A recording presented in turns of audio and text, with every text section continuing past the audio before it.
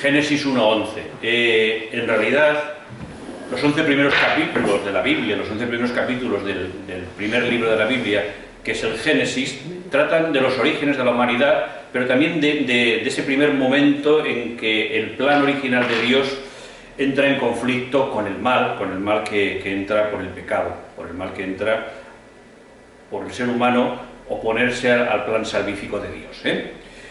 Como algunas cosas las vimos en el curso pasado, no leeremos otra vez los relatos de la creación, pero sí me fijaré en dos breves relatos dentro de cada uno de ellos, la creación del ser humano, tanto en el primer relato, que aparece aquí, que es el relato sacerdotal, dentro de ese contexto más amplio, que es Génesis 1:1 al capítulo 2, versículos 4a. Yo voy a leer a partir del versículo 26, 1:26. Dijo Dios: hagamos al ser humano a nuestra imagen, como semejanza nuestra, que manden en los peces del mar y en las aves del cielo, en las bestias y en todas las alimañas terrestres y en todos los reptiles que rectan por la tierra. Creó pues Dios al ser humano a imagen suya, a imagen de Dios lo creó, macho y hembra los creó. Después los bendijo Dios con estas palabras: sed fecundos y multiplicaos, henchid la tierra y sometedla, mandad en los peces del mar y en las aves del cielo y en todo animal que recta sobre la tierra. Dijo Dios: ved que os he dado toda hierba de semilla que existe sobre la faz de la tierra, así como todo árbol que lleva fruto de semilla. Todo ello os servirá de alimento. A todos los animales terrestres, a todas las aves del cielo y a todos los reptiles de la tierra, a todo ser animado de vida les doy la hierba verde como alimento. Y así fue. Vio Dios cuanto había hecho y todo estaba muy bien. Atardeció y amaneció día sexto. Es decir, un poquitín más que el relato de la creación del ser humano.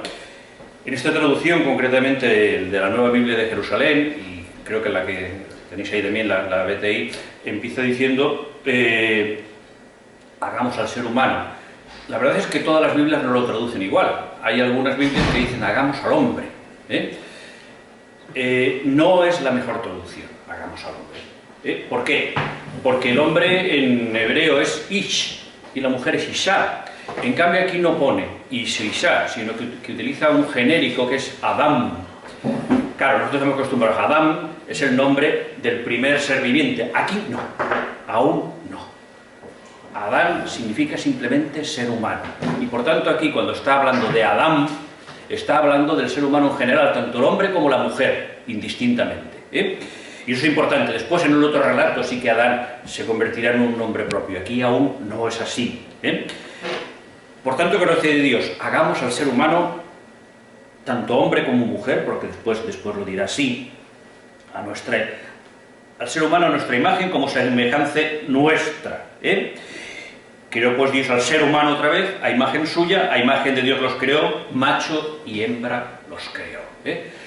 ¿Qué es lo que está intentando mostrarnos este texto sacerdotal que os comentaba? Está mostrando que el ser humano, tanto la mujer como el hombre, tanto el hombre como la mujer, tienen la misma dignidad teológica.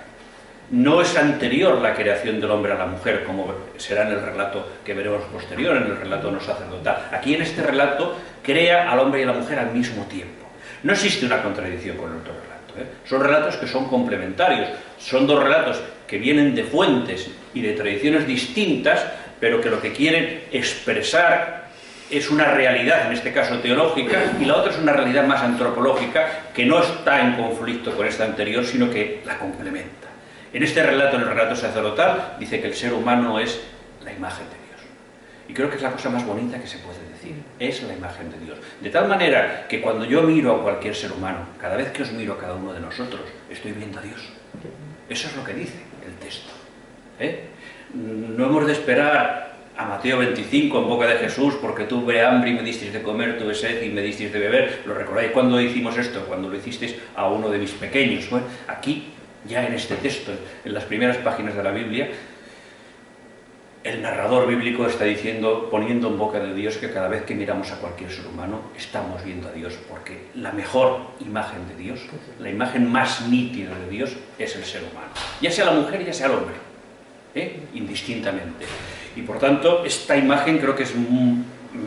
Yo doy una asignatura en en el ISCRED, el Instituto Superior de Ciencias Religiosas de Barcelona, que habla de imágenes de Dios, y una de las imágenes de Dios en las que más me fijo precisamente es en esta, el ser humano como la mejor imagen de Dios, como esa imagen de Dios que ha querido ponernos el mismo narrador bíblico como ha querido ponernos la palabra de Dios. Y la Trinidad nos decía, con la misma dignidad, son creados al mismo tiempo en este relato, el hombre y la mujer, no es uno anterior al otro, son creados al mismo tiempo, y los dos, no solo el hombre, sino los dos, por eso prefiero al principio traducirlo por ser humano, los dos, el ser humano en general, es imagen de Dios, imagen y semejanza. Son dos palabras que son sinónimas, de hecho, la sinonimia funciona muy frecuentemente en la Biblia, es una sinonimia, si queréis, complementaria, de tal manera que está expresando cómo es esa imagen de Dios. Estamos hechos de forma similar a Dios, guardando las distancias, no somos Dios. Dios es siempre el totalmente otro.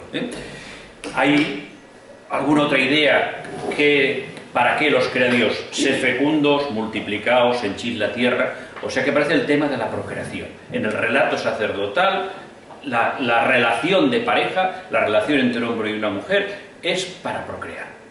Después veremos que hay otra relación que es tan importante como esta. No esta va a ser la única relación, pero sí en el relato sacerdotal es la que se va a enfatizar. Y algo que pasa mucho más desapercibido es que dice el texto sagrado en el versículo 29: os he dado toda hierba de semilla, así como todo árbol que lleva semilla, esto servirá de alimento.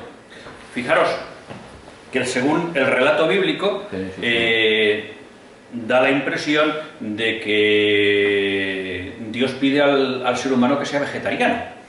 Y de hecho, en algunos contextos se ha leído ese texto así. Y fijaros que sigue a todos los animales, versículo 30, terrestres, a todas las aves del cielo, a todos los reptiles, a todo ser animado de vida, les doy la hierba verde como alimento. Por tanto, en este relato, en esta narración, está diciendo que todo ser vivo se va a alimentar de hierba, todo ser vivo se va a alimentar de frutos, todo ser vivo va a ser vegetariano. ¿Es una apuesta por la vida vegetariana? No. ¿Ocurrió alguna vez esto históricamente? Tampoco. ¿Qué es lo que está intentando mostrarnos el texto bíblico?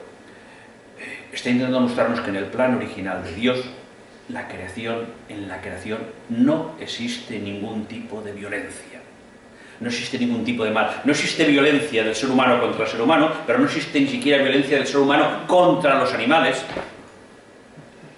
Fijaros, recordad algunas cosas que explica el Papa actual, el Papa Francisco, en la encíclica Laudato Si, ese respeto por la naturaleza, que en realidad se entronca con esta. De hecho, dedica toda la encíclica, pero de una manera especial, el capítulo 2 de la encíclica, a hablarnos de esta relación. El capítulo 2 se titula El Evangelio de la Creación, la buena noticia de la creación. Esa buena noticia de la creación es que en el plan original de Dios no hay violencia.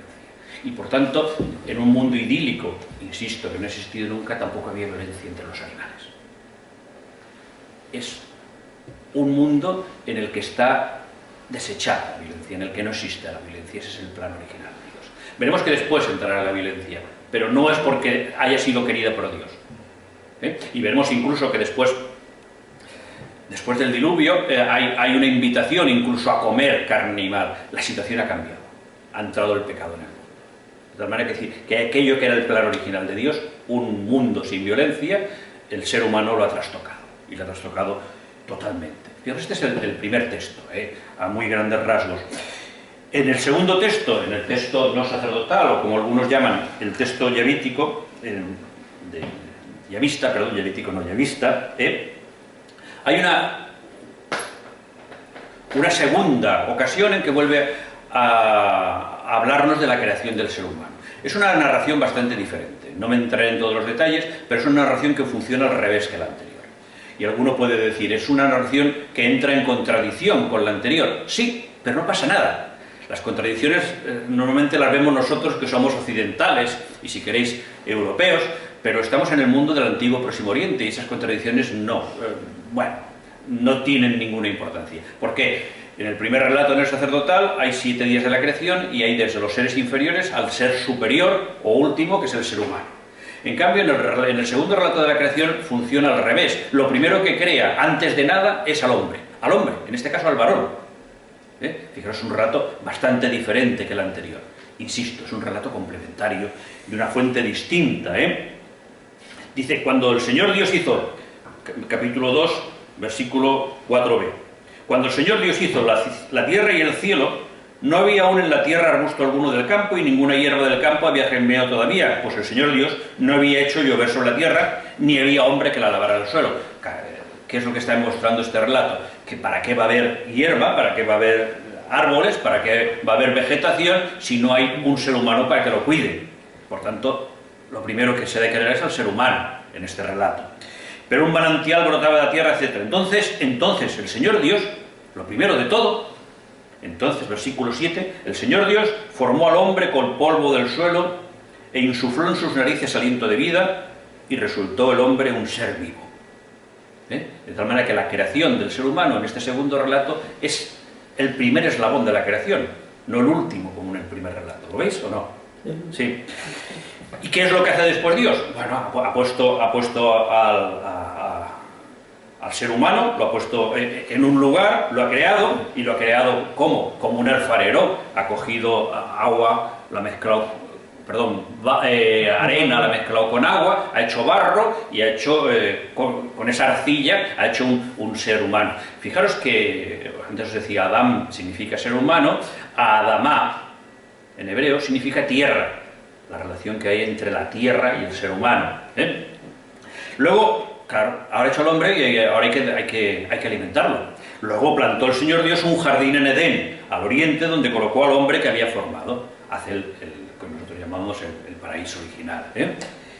Hizo brotar del suelo toda clase de árboles, etc. Después de crear los árboles, de crear toda la vegetación, de crear el agua, para que también pueda beber, pueda disfrutar del agua, crea los animales.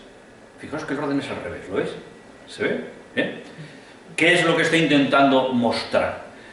En el primer relato, el culmen de la creación es el ser humano, ese ser humano que se va a convertir en el custodio de toda la creación, no en el dominador, sino en el custodio de toda la creación, de tal manera que el ser humano es el responsable de que aquello sea respetado, la creación. Estamos en la misma línea que después, posteriormente, el Papa actual ha hablado. Aquí el ser humano es el primer, y que todas las cosas que Dios crea es en función del ser humano. Fijaros que no está en contradicción con lo anterior. Está en contradicción la forma de relatarlo, pero no está en contradicción el mensaje. Si nosotros nos quedamos nada más con la película, si nos quedamos simplemente con la letra, no llegamos a la profundidad de lo que quiere expresar el texto sagrado. Y continúa, a donde yo quería llegar, versículo 18, 2:18. Se dijo luego el Señor Dios: no es bueno que el hombre esté solo. Voy a hacerle una ayuda adecuada. A ver, el ser humano por naturaleza es un ser social. Ese es el primer mensaje. El ser humano por naturaleza es un ser social. No puede vivir solo. No puede vivir solo. Sería una aberración. Y Yahvé Dios formó del suelo todos los animales.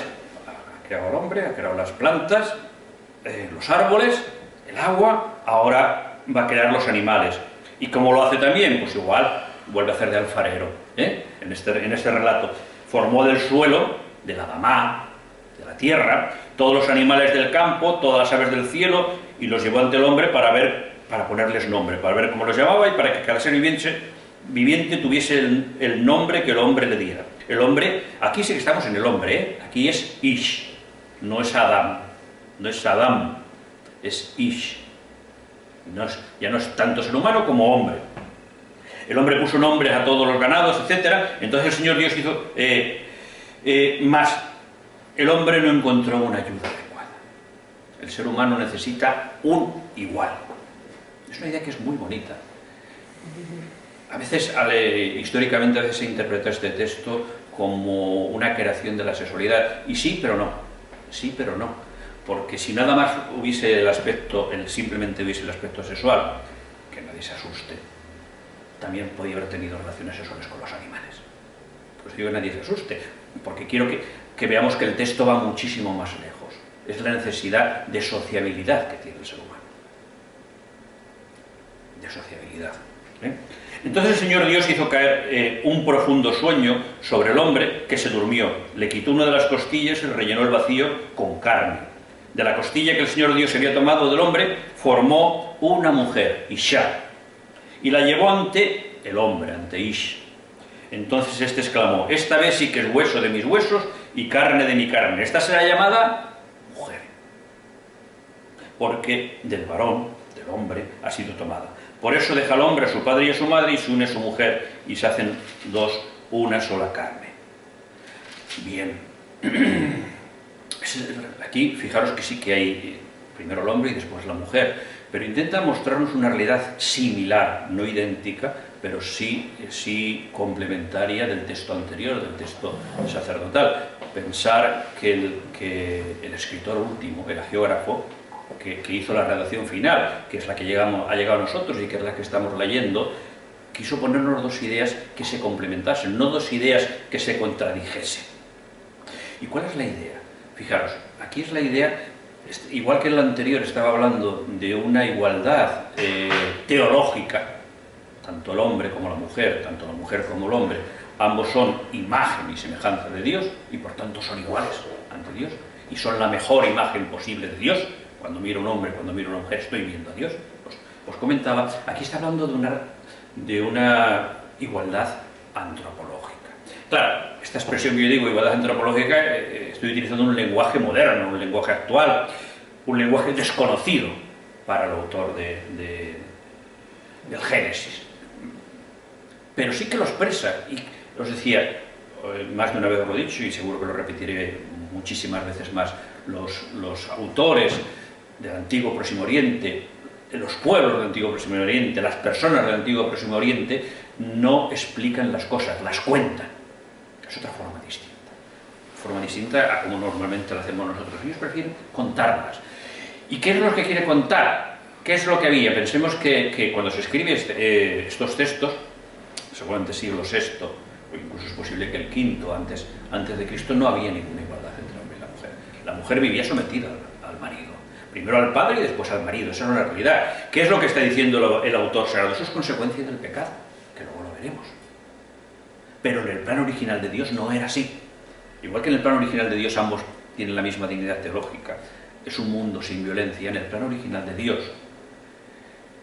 la mujer tiene la misma carne y los mismos huesos que el hombre. No está hecho de otro material. No está hecho de otro material. Claro, pero aquí como da la sensación, al menos aparentemente, que supongo que eso ha sido el error de entenderlo así, de que el hombre era mejor que la mujer, claro, entre comillas, porque ahora la mujer salía del hombre. El primero era el hombre, era el preferente, y a partir de ahí se ha creado toda una idea. No, incluso en el judaísmo, no solamente en el cristianismo, claro, sino incluso en el judaísmo en algunos momentos hechos interacción. En otro caso es Dios que crea a los dos a la vez, y en este caso es la mujer sale del hombre. Sí, pero intenta a través de una narración explicar, es de la misma carne, es de los mismos huesos. Hoy, ¿cómo lo diríamos? Tiene la misma dignidad. ¿Cómo lo expresan ellos? Con el lenguaje que tenían a su alcance, incluso con esa forma de contar las cosas. Y ahora continuamos para que veamos. Esta sí que es hueso de mis huesos y carne de mi carne. Claro, es que la expresión hebrea, basar, que es la que traducimos por carne, es una expresión de muy gran significado. Etimológicamente tiene un contenido muchísimo más amplio que nosotros carne. Nosotros a veces hablamos de carne como algo distinto al espíritu, hablamos de carne como lo material. En el mundo bíblico no es exactamente así. Basar indica al ser humano entero. Entero. No cuerpo y alma. El ser humano entero. Eso pertenece, esa dicotomía tan exagerada no es bíblica, No digo que no haya cuerpo y alma, lo que estoy diciendo es que esa dicotomía es del platonismo y del neoplatonismo, del mundo helenista, no del mundo bíblico. Y por tanto, aquí cuando está hablando de basar, está hablando del ser humano entero. Este ser humano es igual que yo, está diciendo. Aparte, la expresión basar significa también sociabilidad, que es la capacidad que tiene el ser humano de relacionarse con otro ser humano. Y más aún, una tercera acepción, basar, lo que traducimos por carne, fijaos que no dice cuerpo, dice carne, también significa familiaridad. De hecho, en algunas traducciones litúrgicas, a mí personalmente no me convence, pero es una traducción posible, dice, esta es familia, es mi familia. Yo lo he oído en algunas traducciones litúrgicas. Yo creo que prefiero mantener el texto original y que se explique, pero también significa eso, significa que es de mi familia. Pensar que una mujer tenía un gran problema de identificación familiar en el antiguo Próximo Oriente. Una mujer, claro, cuando abandonaba a su familia para entrar en la familia del marido, porque esa era la realidad, no se consideraba que era de la familia hasta que tenía un hijo. Fijaros que en este texto no está diciendo eso, sino que ya el hombre, cuando ve a la mujer, dice, esta es carne de mi carne y hueso de mis huesos. Es alguien igual que yo, es de mi familia, es alguien que me plenifica, porque ya sí que es una ayuda adecuada. De tal manera que la primera idea que encontrábamos en el primer texto sacerdotal, que la relación entre un hombre y una mujer, la relación de pareja, era una relación de procreación, aquí esa relación no aparece, pero sí aparece otra, que es la relación de ayuda mutua, que es la relación de complementariedad, que es la relación de sociabilidad, que es la relación, pues, incluso del disfrutar el uno del otro. Y decía, son el equilibrio que hay entre una narración y otra narración. Por eso el redactor final nos puso un texto al lado del otro. Y por si no nos parece suficiente, versículo 24, dice, por eso, cuando lo estaba preparando, he ido a buscar el texto hebreo, digo, porque no quiero explicar algo que no sea así. Por eso deja el hombre, en el texto hebreo dice ish, o sea, no dice el ser humano, dice el hombre. Lo digo porque, claro, a veces en estas cosas, en las traducciones no siempre es fácil ver esto. Entonces, digo, en el texto hebreo dice el hombre, los varones. Dice, por eso deja al hombre a su padre y a su madre y se une a su mujer y se hacen los dos un solo pasar, una sola carne. Esto a veces es un dato que pasa muy desapercibido, pero en todas las culturas antiguas, prácticamente sin excepción, parece que en las culturas de las Amazonas había alguna cosa similar. Era al revés, ¿no? Era al revés. Quien dejaba al padre y a la madre era la mujer. Era la mujer y no el hombre. Y aquí se lo está pidiendo al hombre. Se lo está pidiendo al hombre. Por tanto, hay un término más o un apunte más entre esa igualdad que hay entre hombre y mujer. Le está diciendo, ¿y qué es lo que le está diciendo aquí al hombre? Tu familia, ahora ya no es tu padre ni tu madre, sino tu esposa, tu mujer. Es muy fuerte. Muy fuerte porque es que la realidad después sociológica era otra distinta. ¿Qué es lo que está diciendo el narrador bíblico? Ese era el plan original de Dios. Y todo lo que ha pasado después no es lo que Dios quería. No es lo que Dios quería. ¿Sí? Fijaros, esos son, en cuanto a los textos, esos dos textos, que podríamos hablarnos en más detalles, porque fijaros, en el texto sacerdotal, después de cada acto de la creación, dice, y vio Dios que era bueno, y culmina con el último texto, y vio Dios que era muy bueno. ¿Sabéis cuántas veces aparece esto? 7.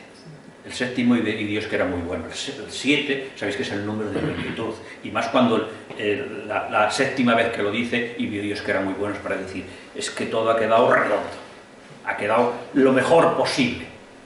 Y os decía, no, esto no lo explicaba aquí, lo explicaba en otro lado, decía, la palabra hebrea que se traduce porque era bueno es tov, T-O-V, se transcribiría.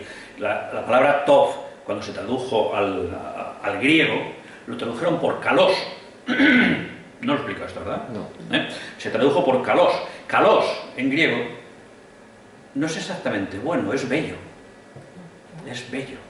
De tal manera que aquellas comunidades que ya estaban en Alejandría, que estaban en Egipto, entendieron que la bondad que es expresada en la Biblia, además es una bondad que implica belleza.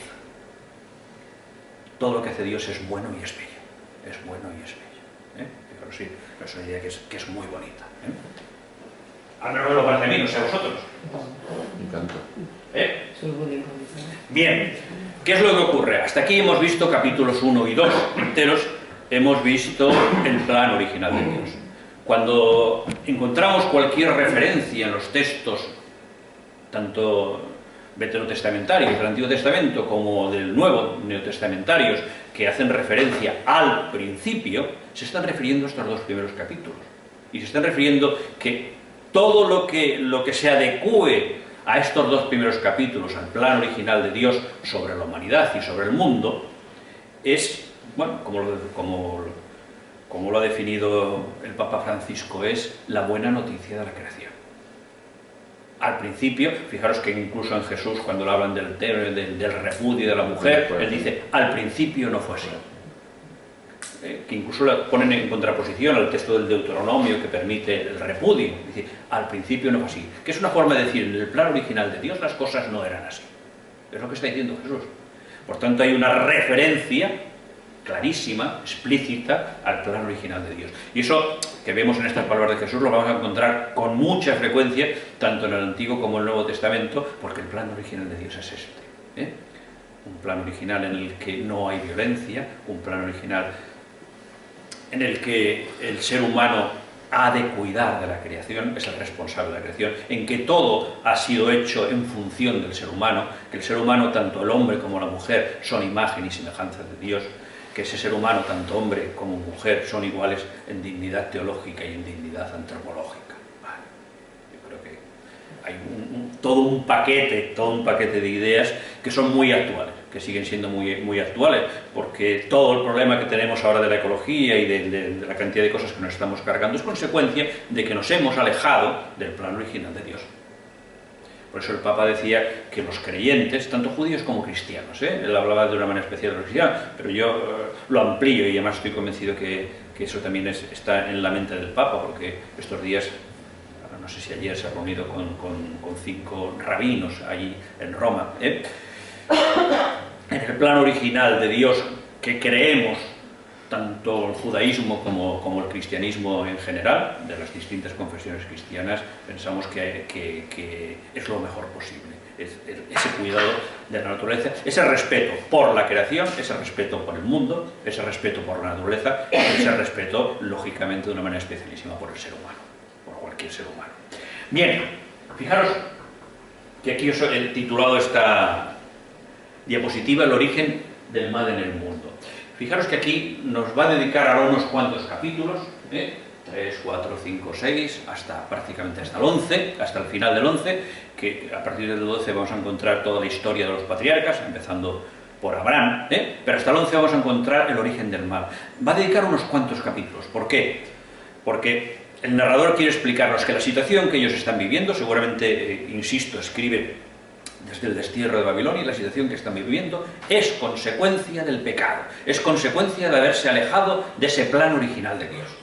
Eso es lo que va a intentar explicar el narrador bíblico. Y por tanto nos va a poner en Génesis 3, ahora lo veremos, nos va a mostrar de forma de relato, en forma de narración, cómo el ser humano, la mujer y el hombre y la mujer, si queréis, quieren ponerse en el lugar de Dios.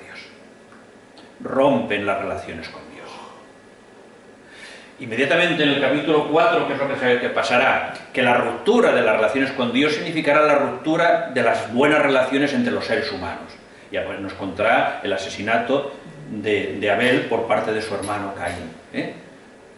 Unas narraciones en que todos los seres humanos son hermanos.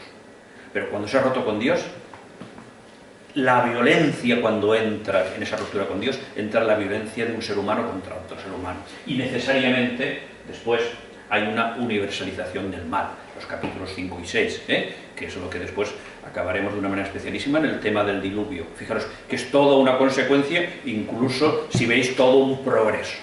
De tal manera que está todo concatenado, está todo relacionado. Romper con Dios, romper con el hermano, romper con la naturaleza, romper con la creación. Y eso es lo que nos intenta explicar el narrador bíblico. ¿Y cómo nos lo explica? Narrándolo, contándolo, que no es como lo hacemos nosotros habitualmente, insisto. Bueno, no sé si lo habéis leído alguna vez estos textos desde esa perspectiva, pero es una perspectiva, claro, es que a veces estamos acostumbrados, sobre todo en la liturgia, a leer los textos muy recortados, al leer los textos muy separados unos de otros, y se pierde esa visión de conjunto que tiene, al menos estos 11 capítulos, que se tienen que leer casi de corrido. Los 11, eso claro, lógicamente aquí no los leeremos, iremos retomando algunos de los textos, pero que tienen toda una unidad. Igual que los dos primeros nos van a hablar de ese plan, insisto, de ese plan original de Dios, ahora nos van a hablar de esa ruptura del plan original de Dios, que es apartarse de Dios.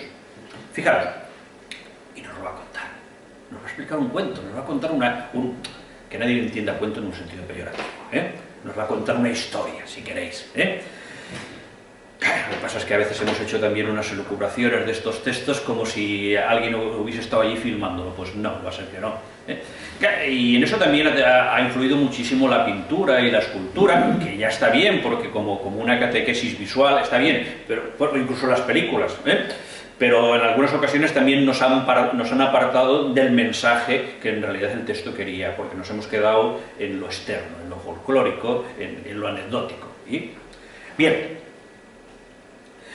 en realidad el texto empieza en el 2.25, porque empieza hablando de desnudos y acaba hablando de desnudos. Siempre os decía que no existen capítulos ni versículos originalmente en los textos bíblicos, eso es muy posterior, es de la Edad Media, y primero fueron los capítulos y después con mucho tiempo de diferencia se añadieron los versículos. Y una vez acertaron, y la mayoría pues no, para que no van a engañar. Y os he mostrado varias veces, el anterior Génesis 1, 2, 4a. O sea, eso tenía que haber sido todo un capítulo, y no 3 versículos y medio del 2. Está 3 versículos y medio, ¿verdad? Es lo que hay, y eso ya sí que no lo vamos a cambiar. Estaban ambos desnudos, el hombre y su mujer, pero no se avergonzaban uno del otro. Estamos aún en ese momento original, en que no existe el mal. La serpiente, un inciso, aquí la serpiente aún no es el diablo. Alguno me dirá, está diciendo una herejía, Javier. No estoy diciendo herejía. Hemos de esperar al libro de la sabiduría, siglo I a.C., para que se traduzca serpiente por diablo. ¿Que es posible esa lectura? Sí, pero la lectura original no es esa. No es esa. En el libro de la sabiduría, si no recuerdo mal, es en el capítulo 2, me dice que el ser humano, por la astucia del diablo, cayó en el pecado. Pero solo dice el libro de la sabiduría, aquí habla de un ser creado por Dios. De tal manera que todo aún estamos en el entorno de la creación. La serpiente, que era el más astuto de todos los animales del campo que el Señor Dios había hecho, dijo a la mujer: ¿cómo os ha dicho Dios que no comáis de ninguno de los árboles del jardín? Respondió la mujer a la serpiente: podemos comer del fruto de los árboles del jardín, mas del fruto del árbol que está en medio del jardín, ha dicho Dios, no comáis de él ni lo toquéis o pena de muerte. Replicó la serpiente a la mujer: de ninguna manera moriréis. Es que Dios sabe muy bien que el día en que comáis de él se os abrirán los ojos y seréis como dioses, conocedores del bien y del mal. Como viese la mujer que el árbol era bueno para comer, apetecible a la vista y excelente para lograr sabiduría, comer, apetecible, excelente, tomó de su fruto y comió. Después dio también a su marido, que igualmente comió. Entonces les abrieron ambos los ojos y se dieron cuenta de que estaban desnudos. Parece que había una inclusión con la anterior, ¿recordáis? Y cosiendo hojas de higuera se hicieron unos ceñidores. Unos tamarramos, si queréis. Bien, el texto es un texto, insisto, es un texto narrativo. Y no intentemos ver historicidad en un sentido moderno en este texto. ¿Qué es lo que intenta explicarnos? Intenta explicarnos todo el proceso de la tentación. Y todo el proceso de la tentación es un proceso muy curioso. Dice, ¿no os ha dicho Dios que no comáis de ninguno de los árboles del jardín? ¿Cuándo le había dicho Dios eso? Nunca. Pero es el juego de la confusión. Es una manera de decir, convertirlo incluso más apetecible. Estáis ante un Dios que os prohíbe todo. ¿Verdad que eso también os suena? Estáis ante un Dios que prohíbe todo. Hay una expresión, aunque ya es muy antigua, que dice que todo lo bueno o engorda o es pecado. Bueno, va en esa dirección. Dios os prohíbe todo. Os prohíbe todo. No comáis de ninguno de los árboles del jardín. Respondió la mujer, no, podemos comer del fruto de los árboles del jardín, más del fruto del árbol que está en medio del jardín. Del fruto del árbol que está en medio del jardín. No me pararé porque es un tema bastante complejo. ¿Cuál es el árbol que estaba en medio del jardín? El manzano, ¿no? ¿El manzano? Muy buena esa. Primero que nos dice qué tipo de fruto era. ¿Qué árbol había? No hemos leído todos los textos, pero sí que seguro que lo recordáis. ¿Qué árbol era el que había en el jardín? ¿No? ¿No lo recordáis? Manzano, ¿no? El árbol de la vida. Ah, el árbol de la vida. Y curiosamente aquí hay una cierta confusión, porque ponen en el medio del jardín no el árbol de la vida, sino el árbol de la ciencia del bien y del mal. El árbol de la vida es un árbol que os decía que está presente en muchas mitologías mesopotámicas, está presente. O sea, no es algo que se invente o que aparezca por primera vez en los textos, en los textos literarios de la Biblia, sino que ya hacía muchos siglos que se conocían narraciones que hablaban de ese árbol de la vida. O sea, os decía la epopeya de Gilgamesh y algunas otras, aparece ya el tema del árbol de la vida. Bueno, pero aquí curiosamente hay como un conflicto entre dos árboles, concretamente el árbol de la ciencia del bien y del mal sí que no aparece en ningún mito de los pueblos mesopotámicos ni de los pueblos de alrededor, sino solamente en el mundo de la Biblia. Seguramente hace referencia, y por eso hay algunos que estos textos antes decían que eran muy antiguos y después se les ha echado más para adelante, porque hace relación con la literatura sapiencial. Por tanto, no podían ser como se pensaba del siglo X a.C., sino más posteriores, es decir, solamente del siglo VI o incluso del siglo V. Pero bueno, para que veáis que a veces en las mismas narraciones a veces juega el despiste, y este es uno de los casos que juega el despiste. ¿A qué no os habéis dado cuenta? No. Pues el árbol que había no era el de la ciencia y el mal, sino el árbol de la vida, es el que había en el centro. No comáis de él ni lo toquéis, so pena de muerte. Replicó la serpiente a la mujer, de ninguna manera moriréis. ¿Qué es lo que está diciendo aquí la serpiente? Dios es un mentiroso. Antes os decía, Dios os prohíbe todo, vuestro Dios es un mentiroso. ¿Lo veis? De ninguna manera moriréis, que os vais a hacer caso de Dios. Es que Dios sabe muy bien, que el bien que comáis seréis como Él. Y entonces dice que a Eva, que vio el fruto muy apetecible y comió, y Adán como un tonto comió después de él. Bueno, fijaros que claro, aquí no podemos hacer, no es ningún manzano, la palabra manzano no aparece por ningún lado en la Biblia, por ningún lado. Como dice la manzana. No, en ningún lado lo dice, en ningún lado. Siempre nos lo habían dicho. La manzana, y a veces la manzana sale un manzano. En ningún lado lo dice que sea ni manzana ni manzana. Dice árbol, y que una fruta apetecible, y ya está. No dice nada más. ¿En qué árbol frutal tenía en mente el narrador? Seguramente un manzano no, porque no los conocía. O sea que difícilmente. Pero bueno, yo me apunto más a una higuera. Pero bueno, es igual. Como tampoco tenemos datos, claro, podéis apuntar. Al hacer la película algún árbol tenía que poner. Claro. O al hacer la pintura. Y la manzana quedaba mejor que la higuera. Sí. Pero entonces el papel de la serpiente, si hasta ahora toda la creación estaba bien, en armonía y había buen rollo. Esta serpiente aquí no... No, tienes toda la razón. Claro, es que el tema del mal es un tema muy complejo y que hay distintas aproximaciones, no ya no me refiero teológica y filosóficamente, sino en el mundo de la Biblia hay diversas aproximaciones. Hay incluso una materia en teología que se llama teodicea, que estudia todo el tema del mal. Hay una asignatura que se estudia todo un curso. Y yo la tuve que estudiar en su momento. Y no entraré porque es un tema muy confuso. Pensar que las aproximaciones a la idea del mal es muy complicado. Y las distintas aproximaciones que tiene la Biblia también son un intento de explicar. Que a veces se lo hacen de formas más satisfactorias y otras de formas menos satisfactorias. Por eso, por ejemplo, el libro de la sabiduría, posteriormente, esto te digo, siglo VI, libro de sabiduría siglo I, 500 años después, no les cuadra esto de la serpiente. Y por eso ponen el diablo, porque, bueno, y hay toda una teología en aquel momento sobre el papel de las fuerzas del mal, personificadas. Aquí aún eso no existe, estamos en una teología mucho más primitiva. Y por tanto, ¿qué han de poner? Han de poner un animal que produzca un cierto repelús.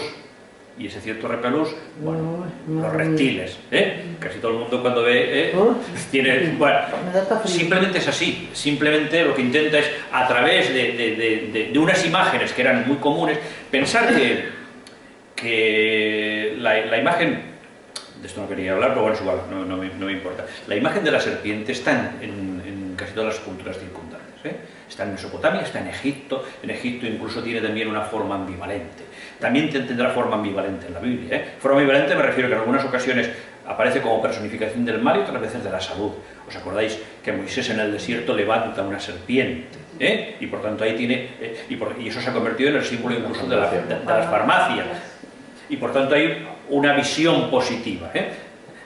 Es algo común prácticamente en casi todas las culturas.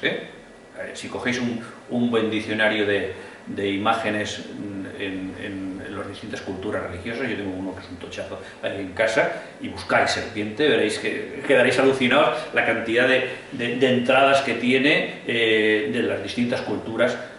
Y la ambivalencia, fijaros que en el mundo egipcio también en algunas ocasiones era personificación de un dios. Lo recordáis, ¿no? Se lo ponían incluso los faraones en las diademas.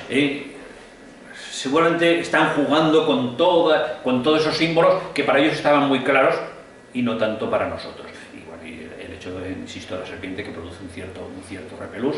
Y decir, es una forma de decir que también el mal no entra por algo extraño, exterior a la creación de Dios, porque también sería una contradicción, sino que entra dentro de la creación de Dios. Decía, pero fijaros, la idea que está presentando es que el ser humano, desde el primer momento, y por eso después se le ha llamado pecado original, desde el primer momento hace un rechazo de Dios. Tiene todo, y es capaz, mira, fijaros, no podéis comer, os ha dicho Dios que no comáis de ninguno de los árboles del jardín. Respondió la mujer, podemos comer del fruto de los árboles del jardín, o sea, podían comer de todo. Claro, nosotros decimos, pero es que mira que es puñetero Dios decirle. Yo me intento poner, decirles que de un árbol de ese, porque basta más que te prohíban una cosa para que te entres más ganas. No entremos en esta dinámica, porque el texto no entra en esta dinámica. Lo importante no es la prohibición. Lo importante es si son capaces de ser fieles a Dios o no. Ese es el mensaje. Y no supieron ser fieles a Dios. Y eso nos lo explica con un cuento, con una narración. A ver, alguno dirá, Javier está negando toda la historicidad de esta narración. No, yo no estoy negando nada. Lo que estoy diciendo es que lo que no podemos es creernos que las cosas ocurrieron con todos los detalles como está explicado. Que sí que hubo un momento determinado, estoy convencido, y además eso es teología, de que el ser humano se opuso a la voluntad de Dios, y que el narrador bíblico lo explicó así. ¿Que lo podía haber explicado de otra manera? También. No sé si me explico. El núcleo está, el ropaje literario es lo que es, iba a decir cuestionable, tampoco es la cuestión cuestionable. El ropaje literario es el que va a intentar explicarlo de una forma narrativa que sea comprensible para mayores y para niños. Quizá nosotros, que somos demasiado especulativos, demasiado racionalistas, empezamos a encontrarle problemas que ellos no lo encontrarían nunca. Porque eso no está escrito en el siglo XXI, para nosotros. Exacto. Bueno, aparte, fijaros, la relación que tienen con Dios es una relación que parece de igual a igual. Continúa, versículo 8, estamos en el capítulo 3, versículo, oyeron luego el ruido de los pasos del Señor Dios. O sea, lo oyeron que iba caminando, los ruidos de los pasos, o sea, que iba con botas y hacía mucho ruido Dios. Esto lo podemos entender de una manera literal. ¿Verdad que no? Pues ni esto ni lo anterior. ¿Sí? Oyeron luego el ruido de los pasos del Señor Dios que se paseaba por el jardín. A la hora de la brisa. Claro, porque a Dios le gustaba que le diese el aire en la cara. Estamos con un antropomorfismo muy claro y muy también de la época. Y el hombre y la mujer se ocultaron de la vista del Señor Dios entre los árboles del jardín. El Señor Dios llamó al hombre y le dijo, ¿dónde estás? Este contexto, te he oído andar por el jardín y he tenido miedo porque estoy desnudo y por eso me he escondido.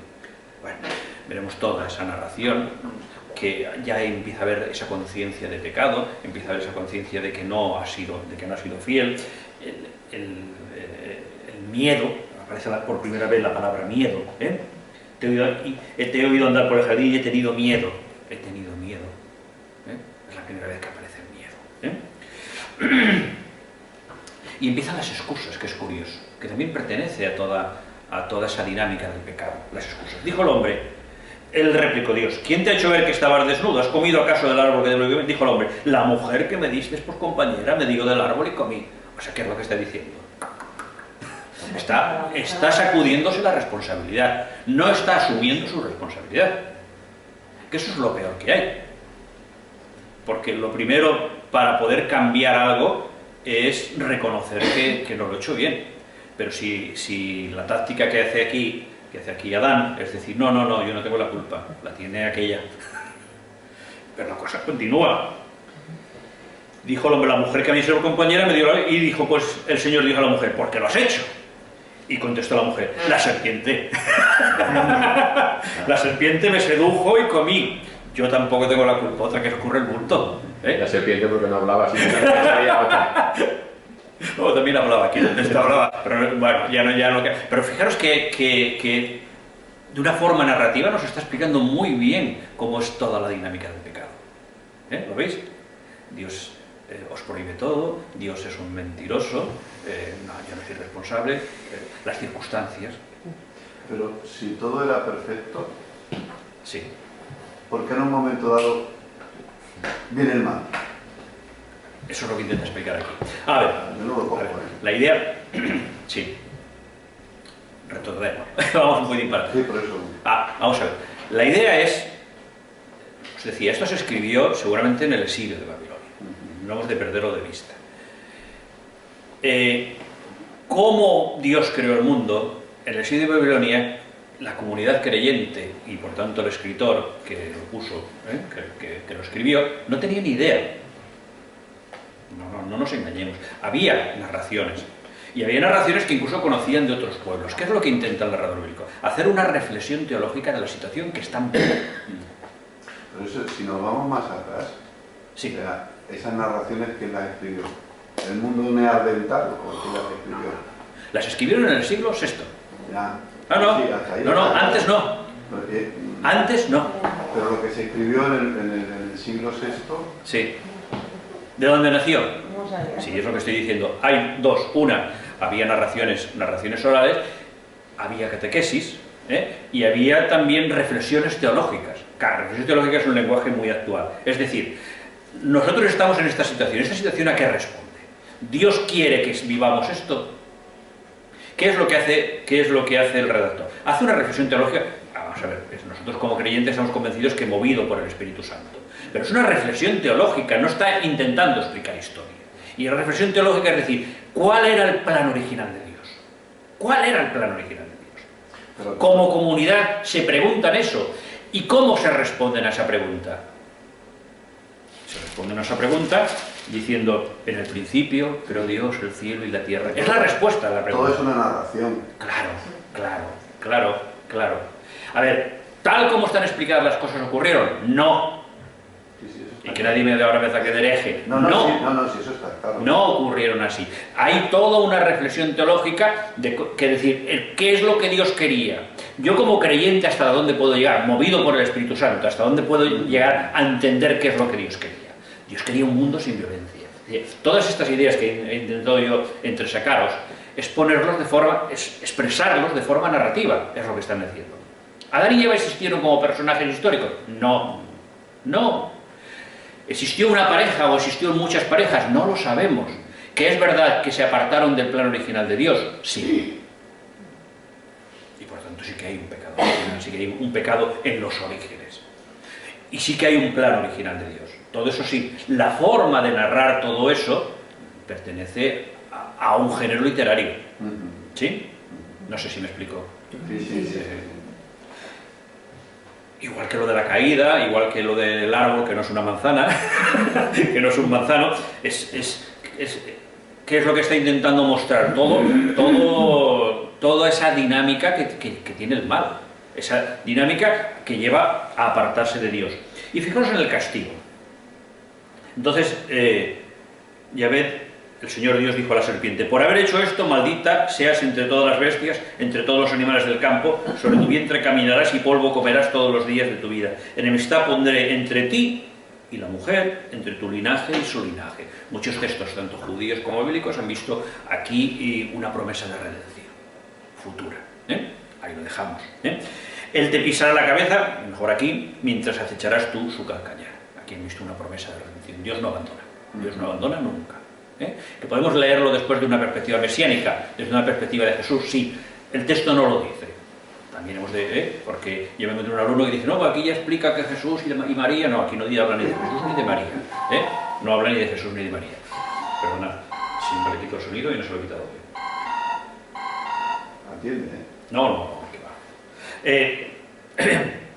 ¿Qué es lo que decía? No tenía aquí la perspectiva de Jesús y María todavía. No. Sí que hay una cierta perspectiva de redención, y así se ha leído en muchos momentos dentro del judaísmo y lógicamente en el cristianismo. Que podemos hacer una lectura después tipológica, sí, pero no es la lectura original. ¿Se puede hacer? Sí. ¿Es válida? Sí. De hecho, el Nuevo Testamento, y Pablo de una manera especialísima, hace continuamente lecturas tipológicas del Antiguo Testamento. O sea que son unas lecturas válidas, siempre que respetemos que no es la lectura original, que no es la lectura que querían en un primer momento expresar el narrador bíblico. También hay que decir, todos los textos son releídos en otras ocasiones. Estos textos son releídos. Os he dicho en el libro de la sabiduría, Génesis y Éxodo son releídos en el libro de sabiduría. Os decía, en el siglo V, siglo I, 400 años después, son releídos. ¿Por qué? Porque esos textos siguen siendo significativos, pero se tienen que leer en un contexto sociológico diferente y en un contexto cultural diferente, a pesar de que siguen siendo judíos. Pero las circunstancias por las que están viviendo son distintas y, por tanto, ellos quieren ver qué dicen estos textos al hombre y a la mujer del siglo I, antes de Cristo. La comunidad que hay detrás del libro de la sabiduría, como después, posteriormente, Pablo, en más de una ocasión, también hará referencia a estos textos. Por tanto, los años 50 ya de nuestra era siguen siendo textos significativos para comunidades, no ya de 400 años después, sino de 600 años después. Y, lógicamente, nosotros también tenemos el derecho de releerlos y reactualizarlos. ¿Por qué? Porque como son palabras de Dios siguen siendo significativos. Por eso yo también no solamente intento expresar lo que decía el texto, lo que dice el texto, que es importantísimo, imprescindible, para poder después decir qué me dice el texto, o qué nos dice el texto. ¿Sí? A la mujer le dijo: tanto haré tus fatigas cuanto sean tus embarazos, con dolor para los hijos, hacia tu marido irá tu apetencia y él te dominará. Es muy interesante este texto. ¿Qué es lo que está diciendo el narrador bíblico? Está diciendo que el dominio del hombre sobre la mujer es consecuencia del pecado y no consecuencia del plan original de Dios. Es muy bonito. Que es un autor del siglo VI pueda llegar a esa, cuando es prácticamente impensable desde una perspectiva simplemente antropológica o sociológica, llegar a esa conclusión. Claro, no lo está explicando con otro lenguaje, pero la conclusión es esa. Está diciendo, es consecuencia del pecado. Eso no es lo que Dios quería, que la mujer estuviese sometida al marido. Eso no es lo que Dios quería. Fijaros, Ni tampoco quería el sufrimiento, todos los sufrimientos que tenemos en la vida cotidiana. Al hombre, por haber escuchado la voz de tu mujer y comido el árbol de que yo te había prometido, maldito sea el suelo por tu causa, sacarás del alimento con fatiga todos los días de tu vida, te producirá espinas, abrojo, etc. Es decir, de tal manera que el mal que padece el ser humano, el dolor que padece el ser humano, el sometimiento de unos a otros, y en este caso de la mujer al hombre, son consecuencia del pecado y no del plan original de Dios. Fijaros, es el origen del mal en el mundo. ¿Ves? Toda una consecuencia, ¿lo ves? Es toda una consecuencia. Bien, continúa el texto, yo os invito a leerlo entero. Son las 9 ya. Pues no continúa el texto. No, continuaremos la semana que viene y veremos, bueno, recordaré la perspectiva donde nos hemos quedado y veremos también esa perspectiva en Caín y Abel, pero yo lo que quiero que veamos es que tienen toda una hilazón cada uno de los capítulos y toda una consecuencia unos de otros. Y por eso es importante hacer una lectura continuada, hacer una lectura continuada que por desgracia no siempre la hacemos, de los textos. Muy bien.